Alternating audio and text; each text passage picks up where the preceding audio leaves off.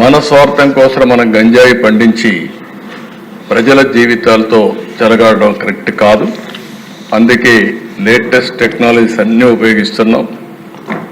నేను కంట్రోల్ అయిందని కానీ మంత్రి గారు ఇప్పుడు కూడా చెప్పారు మేము కంట్రోల్ చేశామని.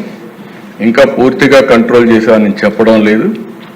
ప్రజలు మెచ్చుకున్నప్పుడే మీరు కంట్రోల్ చేసినట్టు అవుతుంది. అంతవరకు మీ పని ఉంటుంది. ఎట్టి పరిస్థితుల్లో ఈ రాష్ట్రంలో 1 ఎకరా కూడా గంజాయి పండించడానికి వీలు లేదు.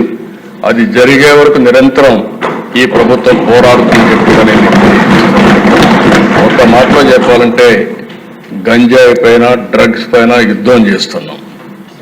ఈ యుద్ధాన్ని ఆపే పరిస్థితి ఉండదు. లేటెస్ట్ టెక్నాలజీస్ ఉపయోగిస్తాం, శాటిలైట్ ఉపయోగిస్తాం, డ్రోన్స్ ఉపయోగిస్తాం, ఇంకా ఎక్కడెక్కడ ఏజెన్సీస్ని పెట్టాలంటే అన్ని కూడా పెడతాం. అవన్నీ పెట్టి పూర్తిగా బార్డర్లో కూడా మన రాష్ట్రానికి రాకుండా కూడా చెక్ చేసి యంత్రాంగాన్ని కూడా క్రియేట్ చేసుకుంటామని చెప్పి కూడా నేను మీకు తెలియజేస్తున్నా.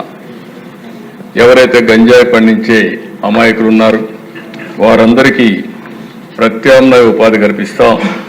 వారిని కూడా రిక్వెస్ట్ చేస్తున్నాం, మీరు ఎక్కడ కూడా గంజాయి పండించద్దని కూడా వారందరికీ చెప్తున్నాను.